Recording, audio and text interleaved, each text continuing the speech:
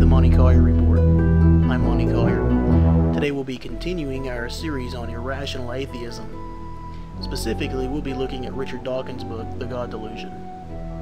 Now, just as Adolf Hitler wrote Mein Kampf for the Nazi Party, Richard Dawkins has written The God Delusion for today's atheists. The God Delusion is an outstanding example of just how irrational atheism truly is. Consider this claim for why the God of the Bible could not exist according to Dawkins. Dawkins writes, and I quote, "Omniscience and omnipotence are mutually incompatible.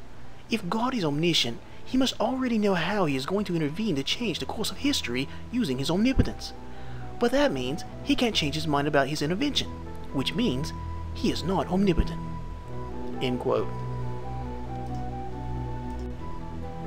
Taken from The God Delusion, Chapter 3, Arguments for God's Existence, page 101, the 2008 paperback edition.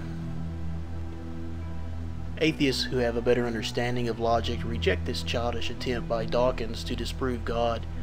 Atheist philosopher David R. Steele writes, and I quote, "Another reason for thinking that a literally omnipotent God must be omniscient is that it would be part of an omnipotence to become omniscient just by willing it. Why would he not have done this long ago?" End quote. Atheism Explained from Folly to Philosophy, Chapter 17, page 233. Atheist David R. Steele has stumbled across something every Calvinist already knows, that God's omnipotence implies his omniscience, and vice versa. God is a simple being, and although you can distinguish his attributes, you cannot separate them. Being omniscient, God knows how to accomplish his will, and being omnipotent, God is able to know, and does know, all propositions at once. That being said, let's answer Dawkins' ludicrous claim that God is incapable of changing his mind about the future.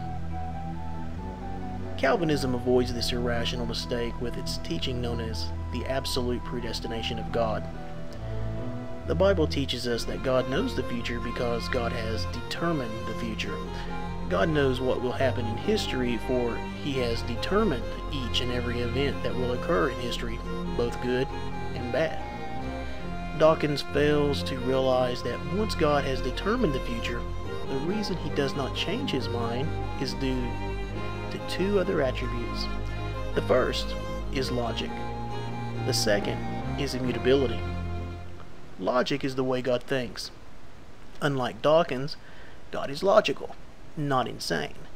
God does not get confused and contradict what he has already decreed to come to pass. For the mind of God, like the Bible, is always consistent. God is immutable and does not change. He is always the same. So we see that the only thing Dawkins manages to demonstrate is his ignorance of Scripture. Atheism is irrational, and it has always been inferior to Calvinism. But what is Calvinism? Calvinism is the logical, literal, grammatical, and contextual interpretation of the Bible alone.